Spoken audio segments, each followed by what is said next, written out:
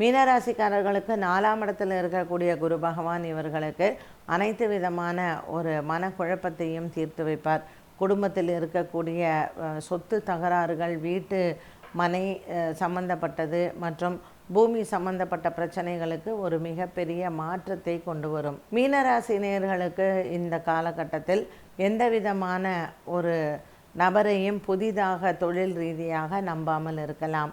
4ஆம் இடத்தில் குரு பகவான் வருவதனால் உறவினர்களிடையே மனக்கசப்புகள் ஏற்படும். இந்த ஜென்மத்தில் இருக்கக்கூடிய சனி பகவான் 12ஆம் இடத்தில் ராகு மற்றும் 6ஆம் இடத்தில் கேது.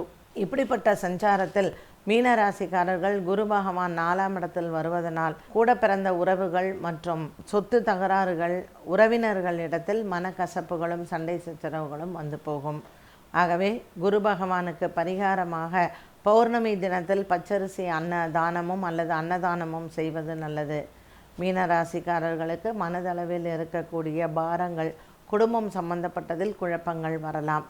ஆகவே நீங்கள் எக்குறையும் இல்லாமல் இருப்பதற்கு வியாழக்கிழமை தோறும் தட்சிணாமூர்த்திக்கு தீபமேற்றி கொண்டக்கடலை தானமும் செய்யலாம். ராகு கேது பெயர்ச்சி மீனராசி நேயர்கள். 12ஆம் இடத்தில் ராகு, 6ஆம் இடத்தில் கேது. உடல் ஆரோக்கியத்தில் கவனமாக இருக்க வேண்டும். தோல் சம்பந்தப்பட்ட பிரச்சனைகள் உங்களுக்கு அவ்வப்போது வந்து போகும். மீனராசி நபர்களுக்கு இந்த காலகட்டத்தில் சிற்சில உடல் ஆரோக்கிய குறைபாடுகள் வரலாம், ஜென்மத்தில் இருக்கக்கூடிய சனி பகவானாலும். ஆகவே மருத்துவ செலவுகள் நிச்சயம் உண்டு. 6ஆம் இடத்தில் கேது சூரியன் வீட்டில் இருப்பதனால் தந்தையின் உடல் ஆரோக்கியத்திலையும் கவனம் தேவை. இவர்கள் வியாழக்கிழமை தோறும் விநாயக பெருமானை வழிபாடு செய்வது நல்லது.